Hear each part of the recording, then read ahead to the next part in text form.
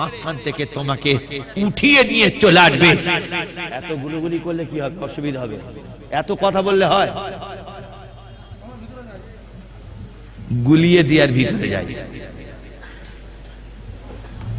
আল্লাহ বান্দাকে এত মহব্বত করে, এত ভালোবাসে। আল্লাহ পাক বলছেন আমার বান্দাকে আমি আল্লাহ পাক মৃত্যুর ভয় দেখিয়েছি। আমাদের মরণের ভয় আছে, দিল মুর্দা। মানুষ মরে গেলে আর মনে থাকে না। এড়ে গরু, গাই গরু ভালো করে জবাই করে 40 করে দিয়ে কলমা খতম, ইন্নুস খতম, পড়া খতম, যা কিছু খতম আছে পুরো গোষ্ঠীর পেন্ডি চটকে দিয়ে তুমি যা কিছু গরু জবাই করো, খাসি করো, নূর আলম এটা মাথায় রাখবে, তোমার আমলের উপরে তোমার নির্ভরশীল হতে হবে। কোন পীর সাহেব চন্ডী মার্কা সে কবরের কাছে এসে দোয়া করবে তবে আল্লাহ তোমার নাজাত দেবে, এ মাল বাদ দাও, ভণ্ডমি চলবে না।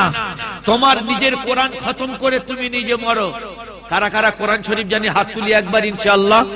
1 2 3 4 5 6 20 জন। এত বড় মহতি, বিশাল বড় ঐতিহাসিক জলসা, যেখানে বুখারী শরীফ পড়ানো হয়। আল্লাহ পাক আমাদের জন্য কোরআন সহজ করুক। আল্লাহ পাক কোরআন পাকে বলেছেন আমার বান্দার জবানে হালকা হবে। ওয়ালাকাদ ইয়াসসারনাল কুরআনা লিযিকরি ফাহাল মিন মুদ্দাক্কির। আল্লাহ পাক বলেন আমার বান্দা এত সুন্দর তোমার জন্য জবান হালকা করব, সহজ করে দেব কোরআন পাক। এই জন্য একটা অন্ধ সেও কোরআনে হাফেজ। আমার ভাইয়ের আমার, এটা মাথায় রাখবেন, কবরে যাওয়ার আগে অন্তত এলেম অর্জনটা করি, অন্তত আলিফ বা তা। পুরাতন জিনিস আপনাদের কাছে আবার নতুন করে ফিরিয়ে দিচ্ছি। জিজ্ঞাসা করছে মান রব্বুকা, আলিফ বা তা। আবার বলছে মান রব্বুকা, বলে আলিফ, অমান দীনুকা বলে বা, অমান নবিয়ুকা বলে তা। আল্লাহ বলছেন বিনা হিসাবে জান্নাতবাসী করো। ও এলেম অর্জন তালবে ইলমের খাতায় নাম লিখিয়েছে, হুজুররা প্রেজেন্ট করত, ও বুড়ো লাব্বাইক বলতো। আমি আমার বান্দা সব গুনাহ maaf করে দিয়ে আমি আল্লাহ পাক একটা মাদ্রাসা কোরআনে হাফেজ, যে সংবিধানে জান্নাতে যাবে সেই সংবিধানে ওই রাখালকে আমি আল্লাহ পাক জান্নাতবাসী করব। যদি বলা যাবে সুবহানাল্লাহ, নারায়ে তাকবীর, আরো জোরে বলো নারায়ে তাকবীর। তাহলে আলিফ বা তা পড়ে জান্নাতে গেছে। আর আমরা মানুষ মরে গেলে জানাজার সামনে দাঁড়িয়ে বলি যদি আমার বাপ কারোর ঘাটওয়ালা ভাই দিয়ে থাকে আল্লাহ রাস্তায় মাফ করে দেবে। এ কথা বলি না? আরে কথা বলছেন না? জানাজার মাঠে বড় ছেলে বলছে আমার বাপ ছিল দুমেলে, আমার বাপ যদি কারোর কাছে কোনো ভুল করে থাকে, আঙ্কেল জানাজার মাঠে বলতেছে ভাইপো তোরা খাবি মেঠাই, আমি কিচ্ছু জানি না। নোড়ের উপরের জায়গা আমার মাথায় হাত বুলিয়ে টুপি পরিয়ে লিখিয়ে নিয়ে তোরা খাচ্ছিস মেঠাই, তোর বাপ যখন সব ছেড়ে যাচ্ছে খাবে শুধু পেটাই, একটা মার কোনোদিন ফাঁকে পড়বে না, আমি কোনোদিন, সবাই ক্ষমা করবে, আমি কোনোদিন তোর পিতাকে ক্ষমা করব না। আপনি এটা মাথায় রাখবেন, আপনি যত বড় জজ হন, মাওলানা হন, মুফতি হন, হাজি হন, গাজী হন, সাধারণ মানুষ হন, আল্লাহর জায়গায় যদি ফাঁকি দেন আল্লাহ তো তিনি রহমান, তিনি ক্ষমা করে দেবেন। আজকের এই ছোট ছোট বাচ্চাদের হক নষ্ট করে নিজের বাচ্চাদেরকে কষা গোশত খাওয়াচ্ছেন, আল্লাহর কসম এই কৈফিয়ত আল্লাহ পাক আপনার কাছ থেকে নেবেই নেবেই নেবেই। এই জায়গাটা হলো বুখারী শরীফ, যেখানে কিতাব শেষ, বুখারীর পরে আর কোনো কিতাব নেই, সেই কিতাবের দার্স এই মাদ্রাসায় পড়ানো হয়। আমার মতো অযোগ্য নূর আলমকে এই জলসায় এনেছে আল্লাহ পাক। গত বছর এসেছি, এবছর আপনাদের দোয়া এনেছি। প্রতিটা দোয়া আল্লাহর দরবারে কবুল হবে যদি আপনারা খালেস নিয়তে এই ইদারাসের জন্য, মাদ্রাসার বাচ্চাদের পেটে আহার দেওয়ার জন্য, এদের থাকার ব্যবস্থার জন্য। আমি আপনাদের কাছে একটা কথা বলে গেছি, হুকুকুল্লাহ, আল্লাহর হক যদি নষ্ট করেন আল্লাহ আপনাকে মাফ করবেই, আল্লাহর দয়া সব সময়ের জন্য। কিন্তু যদি এই ছোট ছোট বাচ্চা, তিনি দাঁড়িয়ে কি কথা গল্প করছিলেন, পেটের যন্ত্রণা আমার নিজের চোখ থেকে অশ্রু এসে গেছে। আমার নিজের মাদ্রাসা হাওড়া জেলায় আছে। আমার ভাইয়ের, আমার আল্লাহর কসম সারা রাত জলসা করে চলে যেতে হবে মাদ্রাসায়। বাইরের বাচ্চা, দায়িত্ব কত বড়। যিনি আমাদের হুজুর সাহেব, তিনি বক্তব্যে বলছিলেন, আমার জীবনটা যেন এত ছটফট করছিল, যেন মনে মনে হয় আমার শরীরের মধ্যে আমার জায়গা জমি যা কিছু আছে আমি আল্লাহর রাস্তায় সব বিলীন করে দিয়ে আমি দুনিয়ায় ফকিরের দেশে থাকবো। আল্লাহর কসম, আল্লাহর নবী মুহাম্মদুর রাসূলুল্লাহ সাল্লাল্লাহু আলাইহি ওয়াসাল্লামের সাহাবী হযরত সিদ্দিক আকবর, নবীজি জিজ্ঞাসা করতে, আবু বকর তুমি সব কিছু এনেছো, একটা জান্নাত পাওয়ার ঘোষণায় ঘরে তুমি কি রেখে এসেছো? হযরত আবু বকর বলছেন, আল্লাহ তার রাসূলের দয়া রেখে আমার নিজের পরনের কাপড় পর্যন্ত আমি আল্লাহর রাস্তায় দিতে এসেছি। আমার ভাইয়ের, আমার হযরত আবু বকর এত ধনী, এত অন্যত মালিক ছিলেন। হযরত আবু বকর একটা জান্নাতের আশায় সবকিছু বিক্রি করে দিয়েছে। নবীজি জিজ্ঞাসা করছে, তোমার পরনের কাপড় কোথায়? বিবিকে বলছে, বিবি আমার নিজের লুঙ্গিটাও পর্যন্ত আল্লাহর রাস্তায় দিয়ে দেব। ফাটা ছেঁড়া কাপড় পরে আছে। হযরত আবু বকর খেজুর গাছের পাতা দিয়ে বসে বসে ফাটা কাপড়টা সেলাই করছে। আল্লাহ পাক দেখছে যে আমার নবীজির প্রিয় সাহাবী, যার ঈমান এক পাল্লায়, দুনিয়ার ঈমান এক পাল্লায় রাখবে, আজকে সেই আবু বকর নিজের পরনের বস্ত্র পর্যন্ত আল্লাহর রাস্তায় দান করে দিচ্ছে। আল্লাহ পাক বলেন, এইরকম কোন বান্দা এর ভিতরে আছেন নিজের জায়গা জমি, হুজুর বলছিলেন 2 টাকা বেশি নয়, 10 টাকা নয়, যদি এই নূর এলাকা, সূর্যপুর এলাকা, বলবলিয়া এলাকা, এই আশপাশে যত মুসলমান বাড়ি আছে, একটা শাইখুল হাদিস যিনি বুখারী শরীফ পর্যন্ত এখানে পড়ানো হয়, এরপরে আর কোনো ক্লাস নেই, তারপরে অন্য সব পর্যায়ে আছে। কিন্তু আমার ভাইরা, একজন আল্লাহর বান্দা এর ভিতরে কেউ নেই যে আমি এই গরিব, অসহায়, দুঃখিনী বাচ্চাদের মুখে এই বুখারী পড়নেওয়ালা, কোরআনে হাফেজ হনেওয়ালা এই সমস্ত বাচ্চাদের জন্য আমি 1 লাখ টাকা 1 বছর পর ইনশাআল্লাহ এই মাদ্রাসায় আমি দান করে যাব।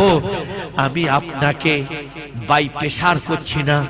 মনে যদি লাগে আবু বকরের ছেঁড়া কাপড়ের দিকে যদি আপনার মনটা থাকে, নিজের লুঙ্গি পর্যন্ত আল্লাহ রাস্তায় বিলীন করে ফেড়া খাটা কাপড় পরিধান করে নবীজির সামনে হাজির হয়েছেন আর বলছেন, আমি আল্লাহ তার রাসূলের দয়া রেখে এসেছি।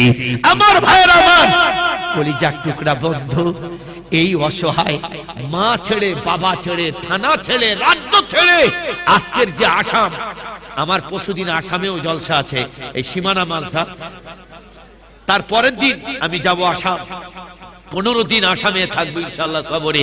তো আপনাদের টাকা অপচয় হয়নি। বক্তব্য খুব ভালোই লাগছিল, সুবহানাল্লাহ। আজকের আপনার রাজ্যে আপনার মাদ্রাসায় পড়ে আসামে তাদের ভিজিট এত, এটা আপনাদের দয়া ছাড়া অন্য কোনো কিছু নয়। এটা একটা গর্ব, এটা একটা আমাদের একটা গর্ব। আমাদের মন প্রাণ হৃদয় আজকের এই খান থেকে বড় বড় শাইখুল হাদিস, আল্লামা, মুফাসসির, বড় বক্তা, সেবক হয়ে তারা দুনিয়ায় দুনিয়ায় কোনায় কোনায় ঘুরছে। একজন আল্লাহর বান্দা কে আছেন হিম্মতের সঙ্গে উঠে দাঁড়িয়ে বলবেন আমাদের টাকা বিফলে যায়নি, যাবে না। আমরা আল্লাহর সন্তুষ্টির জন্য 1 লাখ টাকা 1 বছর পর আল্লাহর বান্দা হিম্মতের সঙ্গে উঠে দাঁড়াবেন, সেই মানুষের দেখার জন্য অন্তত 5000 চোখ তার দিকে তাকিয়ে আছে। কার মাথা উঠবে? একদম পিঁপড়ের মতো সারিবদ্ধ ভাবে মৌমাছির মতো চাক বেঁধে আছে, কোন ছুঁচ পড়লে আওয়াজ হবে। একজন আল্লাহর বান্দা এর ভিতর থেকে উঠে দাঁড়িয়ে হিম্মতের সঙ্গে ইমানের সঙ্গে দাঁড়িয়ে বলবেন আল্লাহ পাক আমার দৌলত রেখেছে, আমি আমার দৌলত আমার যা আছে আমার বিবি বাচ্চা খেয়ে শেষ হবে না, উপরন্তু মাল টাকা পয়সা এই মাদ্রাসার বাচ্চাদের জন্য দান করব। একজন আল্লাহর বান্দা কেউ আছেন? উঠে দাঁড়িয়ে বলবেন, আজকের ইতিহাস হয়ে যাবে। 1 লাখ টাকা 1 বছর পর একজন আল্লাহর বান্দা উঠে দাঁড়াবেন। যদি আপনার কবরের ভয় থাকে, আল্লাহর কসম এই দেওয়ার দরুন আল্লাহ পাক আপনাকে নাজাত দিতে পারে, এটাও আল্লাহর ক্ষমতা আছে। একজন আল্লাহর বান্দা কেউ আছেন? উঠে দাঁড়িয়ে ইমানের সঙ্গে হিম্মতের সঙ্গে বলবেন আমি 1 লাখ টাকা ইনশাআল্লাহ, আপনি দোয়া করুন আমার ব্যবসা বাণিজ্যই আল্লাহ বরকত দান করুক, আমি 1 লাখ টাকা এই মাদ্রাসায় দিয়ে যাব। একজন আল্লাহর বান্দা কেউ আছেন?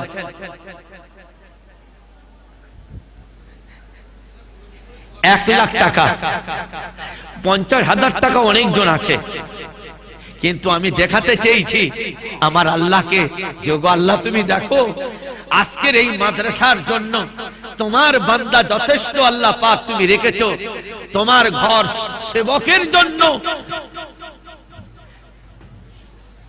তোমার ঘর সেবা করার জন্য, তোমার হাবিবের পার হাউস রক্ষা করার জন্য এই নোড়ের আশপাশে তুমি তোমার বান্দাকে আমানত স্বরূপ তুমি রেখেছো। 1 লাখ টাকা আল্লাহর বান্দা কেউ আছেন? ভাই বসুন, বসুন, সামনে যারা আছে বসুন, ভাই বসুন, না তো এখান থেকে সরে যান, বসুন। উঠে দাঁড়িয়ে হিম্মতের সঙ্গে বলুন যে আমি 1 লাখ টাকা। এসআইআর শুরু হয়েছে তাই নয়? হাই সর্বনাশ, এই দেখে আমরা আতঙ্কিত, কোন আতঙ্কিত নয়।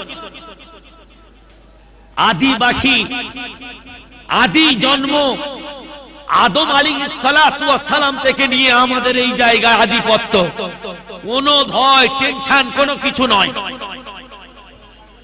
আল্লাহ সেই সময় আমাদের বাঁচিয়েছে যে সময় আমরা বিডিও অফিসে দলিল খাতাপত্র নিয়ে বুকে করে এই রোদে পোড়া রোদে দাঁড়িয়ে আছি, আর আল্লাহর বান্দা একজন উস্তি মসজিদে কাঁদছে হাও হাও করে নামাজ পড়ে। আমিও জোহরে নামাজ পড়তে গিয়েছি, আর সেই লোকটা জোরে জোরে বলছে আল্লাহ তুমি বাঁচাও, আল্লাহ তুমি ইসলামকে বাঁচাও, কোরআনকে বাঁচাও, ঈমানকে বাঁচাও। আমি তো মনে মনে করি তার পরের দিন আল্লাহর কসম ভারতবর্ষে নয় চীন থেকে শুরু হলো মানুষের ভিতরে ভয়। দুজন যদি এক জায়গায় থাকে তাড়াতাড়ি নাকের ভিতর থেকে ঢুকে শরীরের ভিতরে গিয়ে সঙ্গে সঙ্গে অ্যাকশন হবে, অ্যাকশন হয়ে সঙ্গে সঙ্গে মারা যাবে। চীন থেকে শুরু হয়ে তারপরের দিন শুরু হলো আমেরিকা। আমার ভাইয়েরা আমার, তার নাম কি ছিল? করোনা। তার নাম কি ছিল? আল্লাহ এক চাপে পুরো একদম চাপিয়ে দিল। এনআরসির কথা শেষ, লকডাউনের কথা শেষ, সব ভুলে গেছে মানুষ। আল্লাহ বলে আমার ইমানদার বান্দার দোয়া আমার দরবারে তো কবুল হয়ে গেছে, এটাও আল্লাহর দরবারে কবুল হবে, এটা হবেই, কোনো ভুল নেই। মাদ্রাসা এখন আমাদের কাছে অক্ষয় অবস্থা জীবিত। কোরআনের মেহনত, হাদিসের মেহনত চলছে, আল্লাহ পাক কিয়ামত পর্যন্ত রাখবে। এটা আমাদের ভয় দেখানো, অন্য কোনো কিছু নয়। ইনশাআল্লাহ সবাই একই থাকবো, যদি যাই সবারকে নিয়ে যাব। এই ক্ষমতা আল্লাহ পাক নূর আলমকেও সবাইকে আল্লাহ পাক দিয়েছে। 1 লাখ টাকা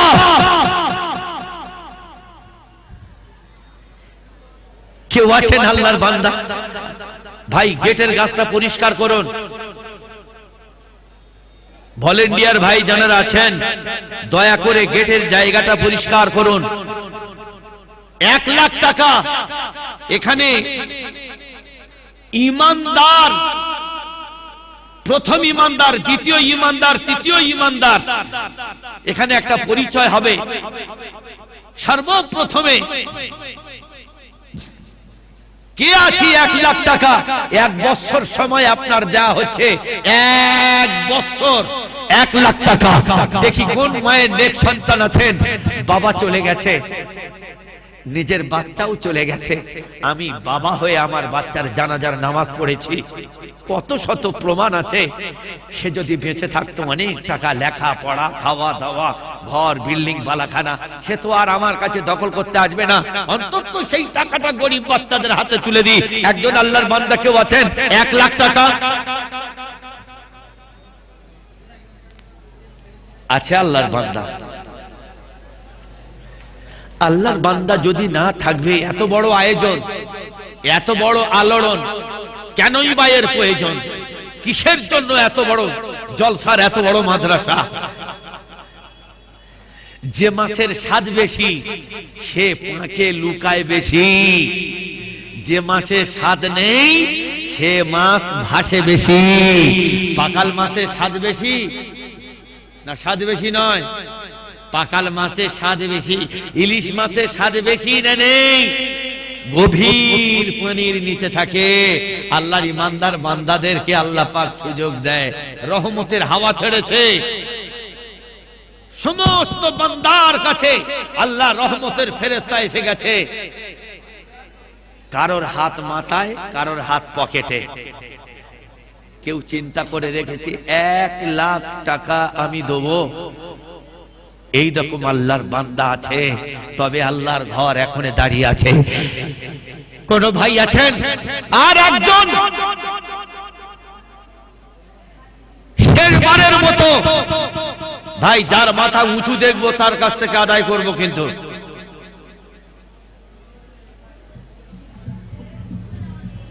1 লাখ টাকা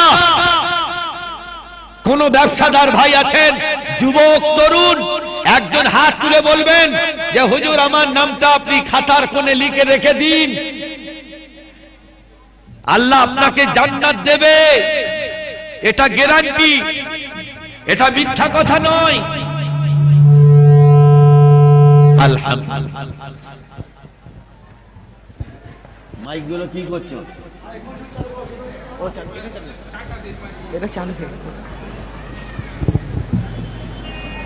আলহামদুলিল্লাহ। জোরে বলেন নারায়ে তাকবীর, আল্লাহু আকবার। ভাই টাকা না দিয়ে আওয়াজ দিয়ে অন্তত টাকা দিতে হবে না। এ যার ঘর সে চালাবে। 25 গ্রাম চাল দে, 3 তলা ঘর, টালি বসানো, মার্কিং পাথর, ঝিক ঝাক। মাদ্রাসার ছেলেরা জলসার চাঁদা তুলতে গেছে, উপর থেকে বড়বাবু থেকে ভিতরে ঢুকে গেছে। আমা মাদ্রাসা থেকে এসেছি গো, বলে শালা খেয়ে দে, কাজ নি শালা, দুপুর বেলা গুলু দিয়েছে। কি গো, মাদ্রাসার ছেলেদের গালাগালি করছে। মাদ্রাসার ছেলেদের বদদোয়া, যে মাল পেয়েছে ও মাল টেকেনি বেশি দিন।